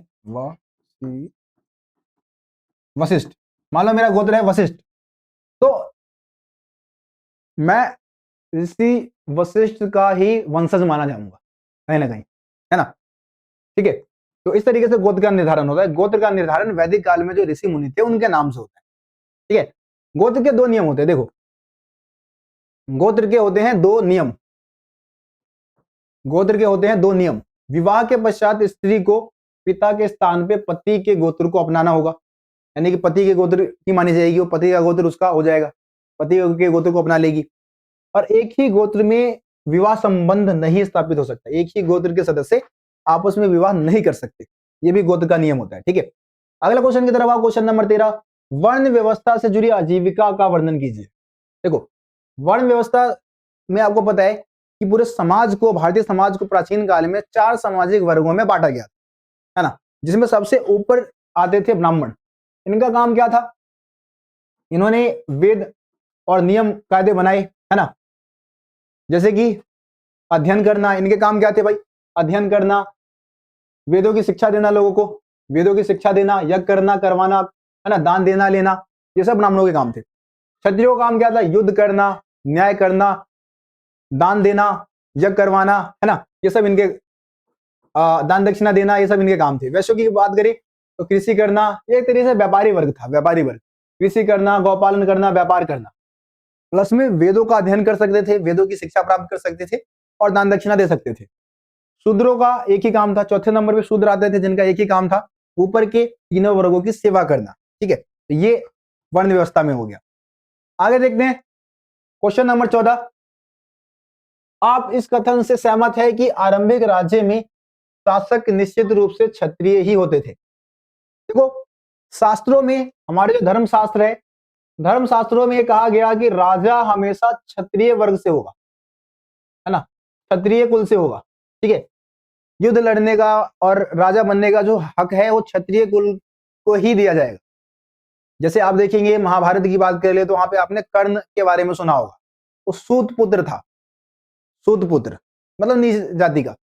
इस वजह से उसको जब तीरंदाजी का जो वो कंपटीशन हुआ था, जिसमें मछली मतलब नीचे देख के, पानी में देख के ऊपर मछली में आपको निशाना, और द्रौपदी का स्वयंवर, सीधा कह सकते हैं द्रौपदी का जब स्वयंवर हुआ था तो उस समय कर्ण को पार्टिसिपेट नहीं लेने दिया गया क्योंकि वो क्षत्रिय कुल से नहीं था, है ना, सूत पुत्र था वो। तो प्राचीन काल में हम देखते हैं कि राजा बनने का हक सिर्फ क्षत्रिय वर्ग को था। लेकिन भारतीय इतिहास में बहुत से ऐसे एग्जाम्पल भी आपको देखने को मिल जाएंगे कि राजा क्षत्रिय कुल से नहीं थे, बल्कि निम्न कुल के व्यक्ति भी राजा बने थे, ब्राह्मण भी राजा बने थे। ठीक है, तो ये भी आपको ऐसे एग्जाम्पल देखने को मिलेंगे जैसे कि पहला एग्जाम्पल आप मौर्य वंश की बात करोगे, है ना, सबसे पहला एग्जाम्पल हमारा रहेगा मौर्य वंश। मौर्य वंश के बारे में देखो, जो ब्राह्मणों द्वारा लिखा गया शास्त्र है, ब्राह्मणीय शास्त्रों में इनको निम्न कुल का बताया गया, ठीक है। ब्राह्मणीय शास्त्र में इनको क्या बताया गया भाई, मौर्य वंश के शासकों को निम्न कुल का बताया गया है। और वहीं पे अगर हम बौद्ध ग्रंथों की बात करें तो वहां पे उनको क्षत्रिय बताया गया। लेकिन वास्तव में ऐसा कहा जाता है कि मौर्य वंश के जो चंद्रगुप्त मौर्य की हम बात करें तो निम्न कुल का था, है ना, और वो राजा बना था। तो ये एग्जाम्पल दे सकते हैं। शुंग और गण की बात करें जो कि मौर्य के उत्तराधिकारी थे, मौर्य के बाद इन्होंने शासन किया था, और ये ब्राह्मण थे, ब्राह्मण होती है भी राजा बन गई। रुद्रदमन की बात करें तो भाई ये तो विदेशी था, दूसरे देश से आया था, है ना। ब्राह्मण इनको जो शक वंश के राजा थे उनको मलेच्छ, बर्बर और अन्य देशी कह के पुकारते थे, विदेशी थे कहीं ना कहीं। अब विदेशियों को आप किस कुल में रखोगे भाई, किस वर्ण व्यवस्था के किस दायरे में रखोगे, नहीं रख सकते। अब ये भी रुद्रदमन भी काफी फेमस हुआ, भारत में आगे शासन भी किया इसने, है ना। सुदर्शन झील का पुनर्निर्माण, सुदर्शन झील का इसने पुनर्निर्माण करवाया था, ठीक है जी। इसके अलावा लास्ट में एक है आपका सातवाहन। तो सातवाहन कुल के सबसे प्रसिद्ध शासक गौतमीपुत्र श्री सातकर्णी ने स्वयं को अनूठा ब्राह्मण बताया था। अनूठा मतलब सबसे बेहतरीन स्तर का ब्राह्मण, और क्षत्रियों के अधिकारों का हनन करता बताया इसने, है ना। और ये भी राजा बना, जाहिर सी बात है, सातवाहन वंश का शासक था ये गौतमीपुत्र श्री सातकर्णी। तो निष्कर्ष क्या निकलता है, निष्कर्ष से निकलता है कि राजा हर वह व्यक्ति बन सकता था जो योग्य था, जिसमें शासन व्यवस्था को चलाने की योग्यता थी, लोगों के लिए कुछ बेहतर करने की योग्यता थी, वो राजा बन सकता था। राजा बनने के लिए जरूरी नहीं है कि वो निम्न कुल में जन्म ले, वो है ना सुपर 30 में कि अब राजा का बेटा राजा नहीं बनेगा, हर वह बच्चा राजा बनेगा, मतलब हर व्यक्ति राजा वो बनेगा जिसमें योग्यता होगा, मतलब राजा वही बनेगा जिसमें योग्यता होगा, है ना। ऋतिक रोशन भाई साहब ने मारा, मतलब आनंद कुमार ने मारा होगा ये डायलॉग, लेकिन ऋतिक रोशन का ही नाम लेंगे हम क्योंकि मूवी में तो भाई वही थे, है ना। तो राजा वही बनेगा जिसमें योग्यता होगा। अगर आप में योग्यता है आप भी राजा बन सकते हो। देखो अगला क्वेश्चन क्या है, किसी भी साहित्य ग्रंथ का अध्ययन करते समय इतिहासकारों को किन किन पहलुओं पर विचार करना चाहिए। अथवा में ये क्वेश्चन पूछा गया है कि महाभारत जैसे जटिल ग्रंथों का समझना इतिहासकारों के लिए एक कठिन काम है, इस कथन को स्पष्ट कीजिए, है ना। मतलब कोई भी साहित्यिक ग्रंथ, जैसे महाभारत एक साहित्यिक ग्रंथ है, अगर हम इसका इस्तेमाल इतिहास निर्माण में करना चाहते हैं तो हमें किन किन बातों को ध्यान में रखना चाहिए, किन किन पहलुओं पर हमें विचार करना चाहिए, उसकी बात यहाँ पे की जाएगी, ठीक है जी। तो महाभारत जैसे किसी भी साहित्यिक ग्रंथ का हम इस्तेमाल अगर इतिहास के निर्माण में करते हैं तो सबसे पहले हमें भाषा देखना चाहिए, लैंग्वेज, मतलब ग्रंथ जो है वो किस भाषा में लिखी गई है, ठीक है जी। ग्रंथ की भाषा क्या है ना। क्या यह ग्रंथ पाली भाषा में लिखी गई है, प्राकृत में, या फिर तमिल में जो कि आम लोगों की भाषा होती थी, या फिर संस्कृत में। संस्कृत ज्यादातर आपको पता है पुरोहित लोगों की भाषा होती थी, ज्यादातर ऊंची कुल के लोग बोलते थे, है ना। या फिर आम लोगों की भाषा जैसे कि पाली, प्राकृत, तमिल, ये सब आम लोगों की भाषा थी, ठीक है। इसके अलावा दूसरा पॉइंट देखा जाता है कि भाई ग्रंथ का प्रकार क्या था, मतलब कि ग्रंथ कथा के रूप में लिखा गया, कहानी के रूप में लिखा गया, मंत्रों के रूप में लिखा गया। अगर कोई ग्रंथ मंत्रों के रूप में लिखा जाएगा तो उसको साधारण तौर पर उच्चारित किया जाएगा, कथा के रूप में या कहानियों के रूप में लिखा जाएगा तो उसको मौखिक तौर पर सुनाया जा सकता है, मंत्रों के रूप में होगा तो उच्चारित किया जाएगा, है ना। आगे देखो लेखक कौन है, यानी कि जिसके द्वारा ग्रंथ की रचना की गई, रचना काल क्या है, मतलब कि किस समय काल में ग्रंथ की रचना हुई, रचना स्थान क्या है, और लास्ट में निष्कर्ष से निकलता है कि महाभारत जैसे धार्मिक जो भी ग्रंथ है उसका विश्लेषण करते समय हमें इन सारे मुद्दों, इन सारे पॉइंट्स पे विचार करके ही हमें फिर इतिहास निर्माण में इन ग्रंथों का इस्तेमाल करना चाहिए। अगला क्वेश्चन है महाभारत की भाषा एवं विषय वस्तु का वर्णन कीजिए। देखिए महाभारत की अगर हम भाषा की बात करते हैं तो महाभारत जो है अनेक भाषा में लिखी गई है, लेकिन इसकी मूल भाषा क्या है, संस्कृत। अनेक भाषा में है लेकिन इसकी मूल भाषा क्या है, संस्कृत। इसके विषय वस्तु को भाई दो भागों में डिवाइड किया गया है। महाभारत के विषय वस्तु की बात करें दो भागों में डिवाइड किया गया है। आख्यान जिसमें क्या है, कहानियों का संग्रहण है, कहानियों का वर्णन है। उपदेशात्मक अंश में उपदेश देने वाली बातों को समाहित किया गया है, जैसे कि उदाहरण के लिए श्री कृष्ण ने अर्जुन को उपदेश दिया, जो श्रीमद् भगवत गीता है वो महाभारत का एक उपदेशात्मक अंश है, उपदेशात्मक भाग है, जिसमें श्री कृष्ण ने जो अर्जुन को उपदेश दिए थे उसका वर्णन है, तो वो आख्यान कहलाएगा, वो आख्यान वाला भाग कहलाएगा, ठीक है जी। लेकिन ये विभाजन पूरी तरीके से स्पष्ट नहीं माना गया है, क्योंकि कई बार आख्यान वाले भाग में कहानियों का वर्णन और उपदेशात्मक हाँ, उपदेश देने वाली मतलब जो श्रीमद् भगवत गीता है वो महाभारत का उपदेशात्मक अंश, ठीक है, उपदेशात्मक अंश। तो ये विभाजन पूरी तरीके से स्पष्ट नहीं है। कई बार कहानियों का वर्णन उपदेशात्मक अंश में कर दिया गया और कई बार जो आख्यान वाला भाग है उसमें समाज को उपदेश देने वाली बातों का वर्णन कर दिया गया। तो उल्टा हो गया सब चीजें, मतलब पूरा घोलमेल कह सकते हो आप, कुछ ऐसा। ठीक है, महाभारत एक गतिशील ग्रंथ है, कथन को स्पष्ट कीजिए। जी हाँ, महाभारत को एक गतिशील ग्रंथ क्यों कहा जाता है? क्या रीजन है जिससे कि महाभारत को एक गतिशील ग्रंथ कह सकते हैं? आपको मैं गतिशील कैसे कह सकता हूँ? गतिशील मतलब जो लगातार चलता रहे, कभी रुके ना, जिसमें बदलाव लगातार हो रहा है, जो बदल रहा है, वह क्या है? गतिशील। अगर आप भी अपने प्रोग्रेस के लिए लगातार कदम उठा रहे हो, लगातार कोशिश कर रहे हो, लगातार ट्राई कर रहे हो, आप गतिशील हो। वैसे ही महाभारत भी एक गतिशील ग्रंथ है। ठीक है जी, इसको गतिशील इसलिए कहा जाता है क्योंकि समय के अनुसार इसमें बहुत सारे बदलाव हुए, अनेक कहानियों को इसमें समाहित किया गया, अनेक बार इसकी पुनर्व्याख्या की गई है, नाटकों के माध्यम से, नृत्य कला के माध्यम से इसको दर्शाया गया है ना। इसके अनेक लेखक भी है, बहुत सारे समय मतलब 1000 वर्ष लगे हैं इसकी रचना में। तो इन सभी से आप कह सकते हो कि महाभारत एक गतिशील ग्रंथ है और यही सारे पॉइंट्स आपको यहाँ पे देखने को भी मिलेगा, कुछ भी अलग नहीं लिखा हुआ। ठीक है, देखो अनेक भाषाओं में लिखा गया है, कहानियों को समाहित किया गया है, मूर्ति कला तथा चित्रकला से दर्शाया गया है, पुनर्व्याख्या हुई है ना, विषय वस्तु प्रदान किया है, नाटकों के लिए, नृत्य कला के लिए, अनेक लेखक है, 1000 वर्ष के दौरान इसकी रचना हुई है। तो ये सारे पॉइंट आपके इसमें बनते। चलो क्वेश्चन नंबर 18, अब क्वेश्चन नंबर 18 की चर्चा करते हैं हम। क्वेश्चन नंबर 18 क्या है? सांची के स्तूप के संरक्षण में भोपाल की बेगमों का क्या योगदान था? बहुत इंपॉर्टेंट क्वेश्चन है भाई। तो सांची क्या है? एक स्तूप है। सांची में बौद्ध धर्म का सबसे प्रसिद्ध क्या है जी? स्तूप। स्तूप क्या होते हैं जी? बौद्ध धर्म का एक धार्मिक केंद्र, जिसके नीचे गौतम बुद्ध की अस्थियां, अवशेष वगैरह दफन किए गए हैं, इसलिए इसको बौद्ध धर्म में बहुत पवित्र माना जाता है। सबसे फेमस जो स्तूप है वो सांची में स्थित है। सांची का स्तूप जो है आज इसलिए बचा है क्योंकि भोपाल की बेगमों ने इसको बचाने में महत्वपूर्ण भूमिका निभाई, है ना। नहीं तो इसकी हालत भी अमरावती स्तूप जैसी हो जाती, पूरा का पूरा नष्ट हो जाता, इसका गौरव मटियामेल हो जाती। तो इस स्तूप को बचाने में भोपाल के बेगमों ने कैसे कैसे योगदान दिया उसकी बात कर लेते हैं।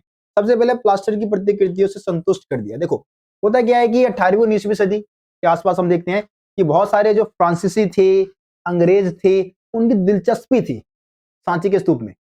वो वहां के खूबसूरत तोरण द्वारों को उठा के, मूर्तियों को उठा के अपने देश लेके जाना चाहते। लेकिन भोपाल की बेगमों ने बहुत अच्छे कुशल निर्णय लिए। उन्होंने क्या किया, जैसे भोपाल की बेगम, हम शाहजहां बेगम की बात करते हैं, शाहजहां बेगम।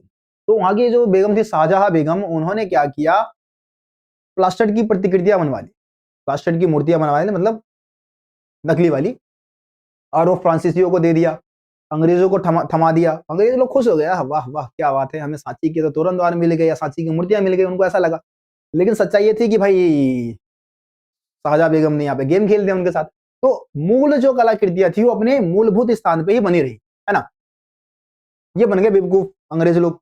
धन का अनुदान दिया, जो शाहजहां बेगम थी और दूसरी बेगम जो थी, उनकी उत्तराधिकारी जो थी सुल्तानजहां बेगम, दोनों ने ही इस स्तूप के रख रखाव के लिए धन का अनुदान दिया।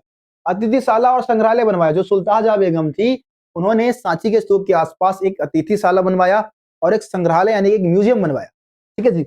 इसके अलावा जॉन मार्शल की पुस्तक को प्रकाशित करवाया। भाई जो सुल्तानजहां बेगम, जॉन मार्शल ने सांची के ऊपर एक पुस्तक लिखी थी, है ना। ऐसे ही रिपोर्ट जो है कॉलिन मैकेंजी ने अमरावती के बारे में भी लिखा था, लेकिन उसकी रिपोर्ट कभी प्रकाशित नहीं हो पाई, लोगों को पता नहीं चल पाया। लेकिन जॉन मार्शल ने जो सांची के ऊपर पुस्तक लिखी, उसको उसने जो हमारी बेगम थी सुल्तानजहां बेगम, उसको समर्पित कर दिया। लो जी, ये पुस्तक मैंने पूरी तरीके से सांची के स्तूप के बारे में लिखा है, अब आप इसको पब्लिश करवा दो। ऐसा किया भी, सुल्तानजहां बेगम ने उनकी पुस्तक को पब्लिश करवा दी। तो कंक्लूजन क्या निकलता है जी, लास्ट में निष्कर्ष क्या निकलता है? निष्कर्ष निकलता है कि भोपाल की बेगमों द्वारा लिए गए विवेकशील निर्णय की वजह से ही सांची का स्तूप आज सुरक्षित है, वरना इसकी हालत भी अमरावती जैसी हो जाती और इसका गौरव भी नष्ट हो जाता। खत्म, कहानी खत्म। चलिए जी अगले क्वेश्चन की तरफ चलते हैं। अगला क्वेश्चन क्या कहता है बच्चे? अगला क्वेश्चन कहता है ईसा पूर्व प्रथम सहस्त्राब्दी का जो काल है वो विश्व इतिहास में एक महत्वपूर्ण मोड़ माना जाता है। कथन को स्पष्ट कीजिए। ईसा पूर्व प्रथम 66 शताब्दी। 66 शताब्दी का मतलब होता है 1000 साल। इतिहास में जब हमें 1000 साल को दर्शाना है, 66 शताब्दी शब्द का इस्तेमाल होता है। तो ईसा मसीह के जन्म से पहले का जो पूरा 1000 साल है वो पूरे विश्व इतिहास में एक महत्वपूर्ण काल माना जाता है। क्यों?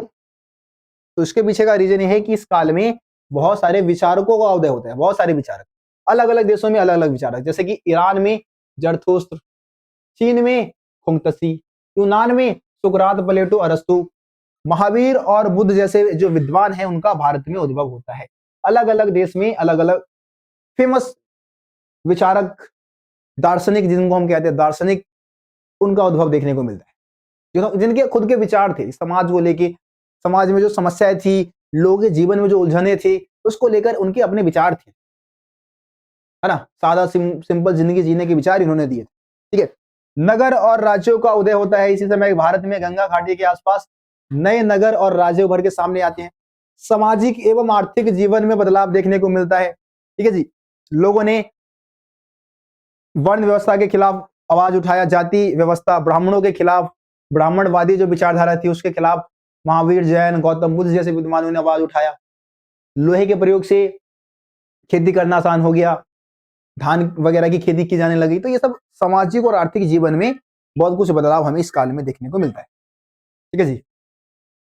20वां क्वेश्चन देखो, बौद्ध धर्म की शिक्षाओं का वर्णन कीजिए। बहुत इंपोर्टेंट है। देखो, जैन या फिर बौद्ध धर्म की शिक्षा में से कोई एक आ सकता है, या फिर लास्ट में आप देखेंगे गुरु नानक देव की शिक्षा या फिर कबीर दास की शिक्षा, उनमें से एक आ जाता है भाई।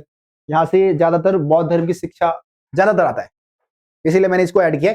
लेकिन जैन धर्म की शिक्षा भी देख के जाना भाई, दोनों में से कोई एक आ जाएगा इस बुक से, है ना। तो देख लेना भाई। देखो, गौतम बुद्ध की शिक्षा क्या थी? विश्व अनित्य है, मतलब कि इस दुनिया में ना कुछ भी स्थायी है ही नहीं, सब कुछ बदलता रहता है। आप आज मैं यहाँ यूट्यूब पे पढ़ा रहा हूँ, कुछ समय बाद हो सकता है कोई और हमारे आने वाले जो स्टूडेंट्स उनको पढ़ा रहा होगा, मतलब बदल जाएंगी भाई चीजें। आज मेरी वीडियो यूट्यूब पे सर्च में आ जाती है पहले दूसरे नंबर पे, कुछ समय बाद हो सकता है किसी और की है, हाँ, हो सकता है कि कोई मेरे से ही बेहतर पढ़ाए।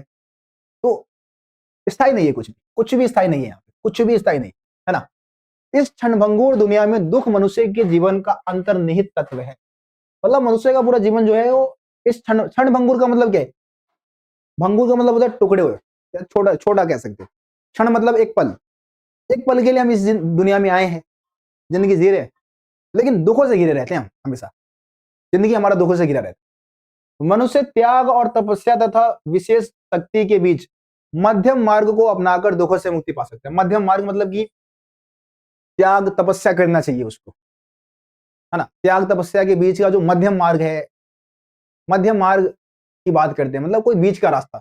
मध्यम मार्ग का मतलब ये होगा बीच का मार्ग जो है, उसके माध्यम से जो मनुष्य है वो दुखों से मुक्ति पा सकता है। बौद्ध धर्म की आरंभिक परंपरा में भगवान का होना या ना होना क्या था? अप्रासंगिक था। अप्रासंगिक मतलब होता है कि उपयोगी ना होना है वैसे तो, लेकिन यहाँ पे गौतम बुद्ध ने भगवान के बारे में कुछ कहा नहीं। जब गौतम बुद्ध से किसी ने पूछा कि गौतम बुद्ध क्या इस दुनिया में भगवान होते हैं, तो उन्होंने कुछ जवाब नहीं दिया। वो हमेशा मौन हो जाते थे। जब भगवान की बात होती थी वो हमेशा मौन हो जाते थे। ठीक है। खुद को भी उन्होंने भगवान कभी नहीं माना। वो तो इंसानों ने भगवान बना दिया उनको, लेकिन उन्होंने अपने आप को भी कभी भगवान नहीं माना। ठीक है जी। अगला क्वेश्चन देखो, अगला पॉइंट देखो। गौतम बुद्ध का मानना था कि समाज का निर्माण हम मनुष्य ने किया है, ना कि हम ईश्वर ने। हम इंसानों ने इस समाज को बनाया है। इस समाज में जो भी व्यवस्थाएं बनी हुई है हम इंसानों द्वारा बनाई गई है। इसलिए राजाओं को, अमीर लोगों को, जमींदारों को इन्होंने मतलब दयावान होने की सलाह दी कि भाई अब लोगों के लिए काम करे, लोगों के जीवन को बेहतर बनाने के लिए काम करे। गौतम बुद्ध का मानना यह था कि व्यक्तिगत प्रयास से पूरे सामाजिक परिवेश को बदला जा सकता है ना। एक व्यक्ति अगर समाज में बदलाव लाना चाहता है वो ला सकता है, पूरे सामाजिक परिवेश को बदल सकता है। जितने भी आप फेमस व्यक्ति जो समाज में बदलाव लाने के लिए निकले थे वो अकेले निकले थे। चाहे गौतम बुद्ध की बात कर लो, महावीर जैन की बात कर लो, महात्मा गांधी की बात कर लो, जब स्टार्टिंग में आंदोलन चलाना शुरू किया था अकेले थे वो। तो एक उनके जो फॉलोवर्स है वो काफी बाद उनके साथ है। स्टार्टिंग में तो अकेले ही थे। जब मैं इस यूट्यूब चैनल की शुरुआत किया अकेले था, कोई नहीं था मेरे साथ, स्टूडेंट में नहीं थे, 0 स्टूडेंट से स्टार्ट किया था अंडा। लेकिन आज 2.5 लाख प्लस स्टूडेंट्स है जो कि इस चैनल से स्टडी कर रहे हैं, तो हमेशा आपको अकेले चलना पड़ेगा, है ना। हर एक चीज की शुरुआत सिंगल एक व्यक्ति से होती है, वो है आपसे होगी, है ना। तो एक व्यक्तिगत प्रयास से सामाजिक परिवेश को बदला जा सकता है। गौतम बुद्ध ने अपने शिष्यों को अपने अंतिम उपदेश में कहा कि तुम सब अपनी ज्योति खुद बनो, क्योंकि तुम्हें अपने मुक्ति का रास्ता खुद ही ढूंढना है। कोई व्यक्ति, कोई ईश्वर तुम्हें अपने दुखों से मुक्ति नहीं दिलवा सकता। दुखों से मुक्ति पानी है तो सिर्फ तुम ही हो जो कि अपने आप को दुखों से मुक्ति दिला सकते।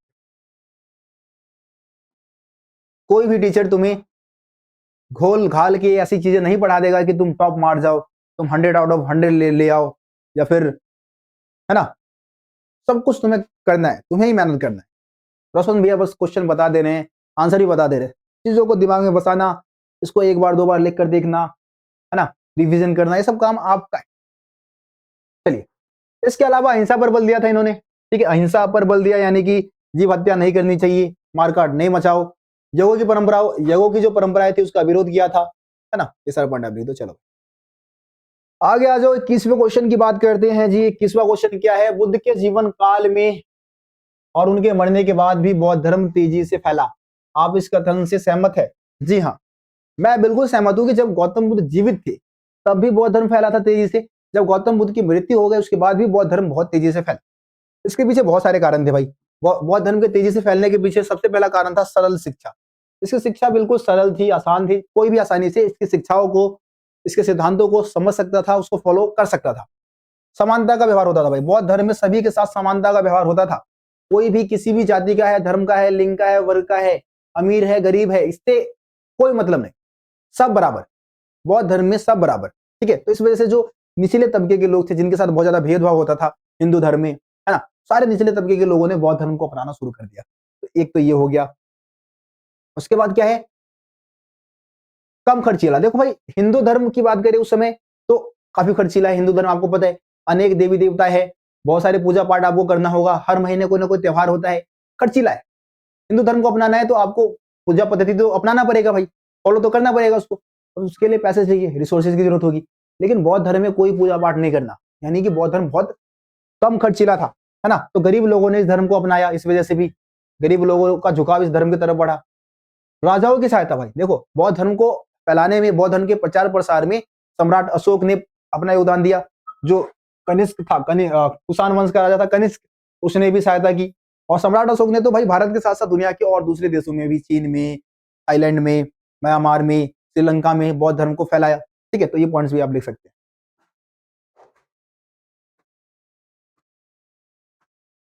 अमरावती और सांची के स्तूप की नियति में अंतर स्पष्ट कीजिए। नियति का मतलब होता है किस्मत, नियति मतलब होता है भाग्य, किस्मत।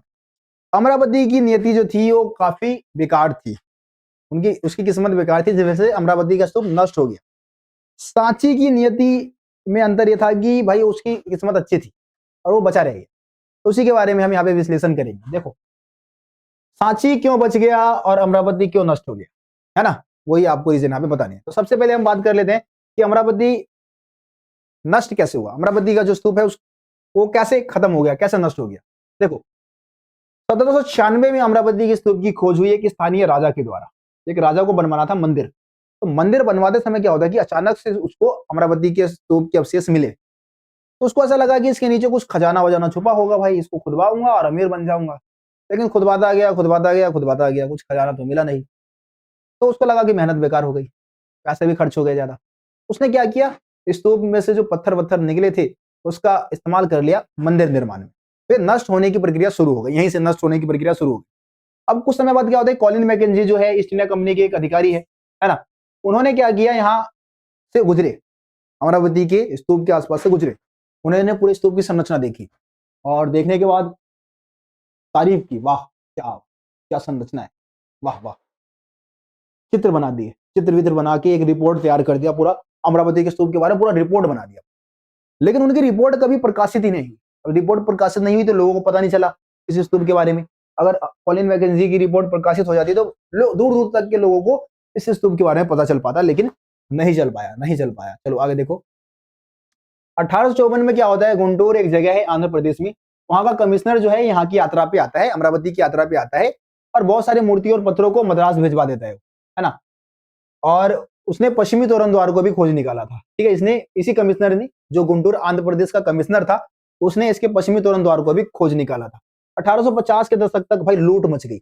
अमरावती के स्तूप के अवशेषों को कलकत्ता, बंबई, लंदन, यूरोप, पता नहीं फ्रांस, कहां कहां भेजा जाने लगा, है ना। और यहाँ पे कोई भी नया व्यक्ति आता तो कुछ ना कुछ लेकर जाता, कुछ ना कुछ लेकर ही जाता। अगर किसी ने विरोध कर दिया ना कि भाई ऐसा क्यों कर रहे हो, आप क्यों लेके जा रहे हो यहाँ से तोरण द्वारों को उठा के, तो क्या जवाब मिलता है उसको, रिप्लाई क्या मिलता है कि भाई मेरे से पहले आने वाले व्यक्ति भी तो यहाँ से बहुत कुछ लेके गए, उनको तो कुछ नहीं बोला तुमने, हमको क्यों बोलता है, चल निकल, पहली फुर्सत में निकल। तो इस तरीके से लूट मच गई। अब पुरातात्विक एच.एच. कोल की बात कर लेते हैं। जो एच.एच. कोल थे उनका कहना यह था कि हमारे देश के जो कलाकृतियां है उसको खोज वाले जगह पे ही रहने देना चाहिए, और उसकी जो प्लास्टर की प्रतिकृतियां है, नकली प्रतिकृतियां है, उसको हमें किसी को गिफ्ट के तौर पे देना चाहिए या संग्रहालय में रखवाना चाहिए। मुख्य कलाकृति को खोज वाले जगह पे ही रहने देना चाहिए।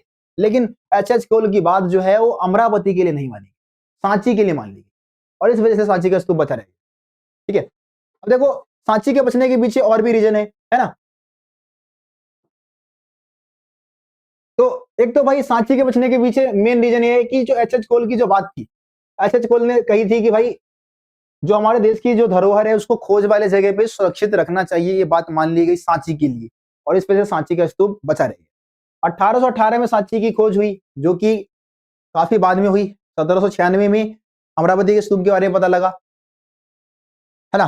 तो 1818 तक लोगों को स्तूप के महत्व के बारे में पता चल गया, और इस वजह से इसको बचाने में सबने योगदान दिया। सांची के स्तूप को बचाने में भोपाल के बेगमों का भी मुख्य योगदान रहा। भोपाल के बेगमों ने भी भरपूर अपना योगदान दिया इसको बचाने में, लेकिन अमरावती को बचाने में किसी राजा या किसी सुल्तान का योगदान या बेगम का योगदान नहीं था, ठीक है जी। आगे आ जाओ, क्वेश्चन नंबर 23 देखो। क्वेश्चन नंबर 23 क्या है, महायान और हीनयान में अंतर बताइए। महायान और हीनयान में क्या अंतर होता है जी। देखो महायान और हीनयान ये बौद्ध धर्म की दो शाखाएं हैं, दो ब्रांच है बौद्ध धर्म की, है ना। सबसे पहले हम महायान बौद्ध परंपरा की बात कर लेते हैं। बौद्ध धर्म की नई परंपरा है। गौतम बुद्ध को क्या मानते हैं, भगवान मानते, मूर्ति रूप में इनको पूजते हैं, और इनमें विश्वास रखते हैं कि ये मुक्ति दिलवा सकते हैं। जो महायान वाले हैं वो मानते हैं कि गौतम बुद्ध मुक्ति दिलवा सकते हैं। जबकि हीनयान की बात करें तो हीनयान पुरानी शाखा है, मतलब जब गौतम बुद्ध जीवित थे तब भी ये परंपरा चली आ रही थी कि देखो क्या लिखा है, हीनयान जो है वो बौद्ध धर्म की पुरानी परंपरा है। गौतम बुद्ध को क्या मानते हैं भाई, इंसान मानते हैं, मूर्ति रूप में गौतम बुद्ध की पूजा नहीं करते। इन्होंने निब्बान के लिए, निब्बान मतलब होता है मोक्ष की प्राप्ति के लिए, व्यक्तिगत प्रयास को विशेष महत्व दिया है कि भाई अगर आपको मोक्ष की प्राप्ति करनी है तो आपको खुद प्रयास करना होगा, कोई भगवान या ईश्वर आपको या गौतम बुद्ध आपको मुक्ति नहीं दिलवा सकते, ठीक है। तो ये महायान परंपरा और हीनयान परंपरा के बारे में होगा। अगला क्या है क्वेश्चन, अगला है अल बिरूनी के किताब उल हिंद की विशेषता बताइए, ठीक है।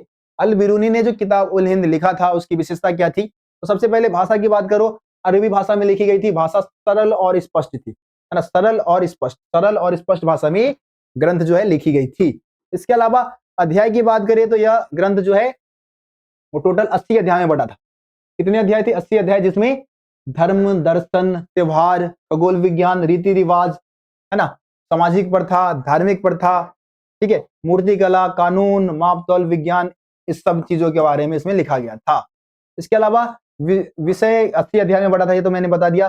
शैली, इसको लिखने की शैली कैसी थी भाई, किस तरीके से इसको लिखा गया था।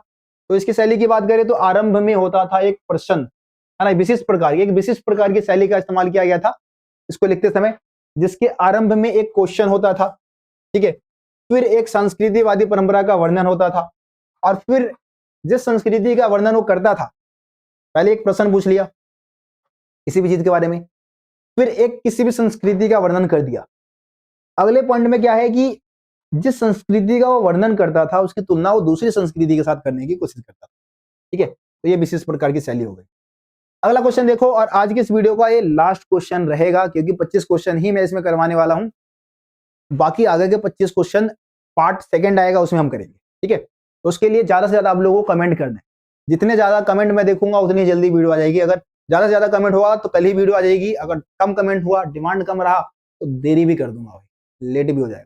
तो कमेंट करना भाई, फायर वाली मुझे के साथ सारे कमेंट करेंगे यस भैया हमें सेकंड पार्ट की जरूरत है। ठीक है, चलिए क्वेश्चन क्या है, अल बिरूनी को भारतीय इतिहास को समझने में कौन कौन सी समस्याएं आई तथा इन समस्याओं के समाधान के लिए क्या किया। जब अल बिरूनी आया था 11वीं सदी में भारत 11वीं सदी में अल बिरूनी भारत आया था तो उसको बहुत सारी समस्याओं का सामना करना पड़ा भारतीय इतिहास को समझने की। वो कौन कौन सी समस्याएं थी जिसका सामना उसको करना पड़ा था और उन समस्याओं का समाधान कैसे किया उसने। तो सबसे पहले समस्या थी भाषा की, और अल बिरूनी जिस जगह से आया था वहां पे अरबी भाषा चल रही थी, अरबी भाषा और दूसरे भाषाओं का बहुत अच्छा खासा ज्ञान था। भारत में संस्कृत भाषा में सारे ग्रंथ वगैरह लिखे हुए थे, ज्यादातर ग्रंथ, उनको पढ़ना उनको समझना उसके लिए बहुत मुश्किल था। संस्कृत भाषा का उतना अच्छा खासा ज्ञान था वो नहीं था। तो पहली समस्या भाषा की हो गई। दूसरी समस्या धार्मिक अवस्था और प्रथा में विभिन्नता थी। भारत में अलग अलग समाज में अलग अलग धर्म को फॉलो करने वाले लोग रहते थे, जाति वर्ग है ना में बटे हुए थे। इनको समझना, इनके जीवन शैली को समझना मुश्किल था। तीसरी समस्या थी अभिमान। अभिमान बोले तो भारतीय लोगों में थोड़ा सा घमंड था, ऐसा अल बिरूनी कहता है, मैं नहीं कह रहा, खैर हम तो घमंडी नहीं है। ऐसा वो कहता है कि भारतीय लोगों में थोड़ा अभिमान था, कुछ पूछो तो बताते नहीं थे जल्दी, ये हो गया। लेकिन फिर भी उसने भारतीय इतिहास को समझने के लिए पूरी तरीके से हमारे जो ग्रंथ है जैसे कि वेद है, पुराण है, गीता है, पतंजलि की कृति है, मनुस्मृति है, उससे उसके मदद से ही उसने भारतीय इतिहास को समझा और इन समस्याओं का समाधान उसने किया। ठीक है जी, ओके है सबको, ओके है जी, ओके है जी। तो इस तरीके से हमारा आज का ये जो 25 क्वेश्चन है वो कंप्लीट होता है। जाते जाते फिर से एक बार प्रचार कर देते हैं अपने कोर्स का। परिवर्तन क्रैश कोर्स लॉन्च हो चुका है, बहुत ही जल्द लाइव सेशन भी शुरू हो जाएगा। इसमें टेस्ट सीरीज वगैरह सब कुछ हम यहाँ पे अपलोड कर देंगे, नोट्स वगैरह अपलोड कर रहे हैं हम, धीरे धीरे सारा काम हो रहा है। तो अगर आप सक्षम है, इसका प्राइस आपको पता ही है, 599 रुपए हमने प्राइस रखा है। आप सक्षम है अगर इतनी पे करने के लिए तो आप जरूर इस क्रैश कोर्स को ज्वाइन कीजिए और हमारी कम्युनिटी का हिस्सा बनिए। आरएसएसपी जो कम्युनिटी है उसके हिस्सेदारी बनिए, मतलब हिस्सेदारी लीजिए और जम के रज के मेहनत करेंगे एक साथ आगे। चलिए मिलते हैं फिर आप सभी से अगले वीडियो में, तब तक के लिए जय हिंद जय भारत। आप सभी अपना ध्यान रखिए, धन्यवाद।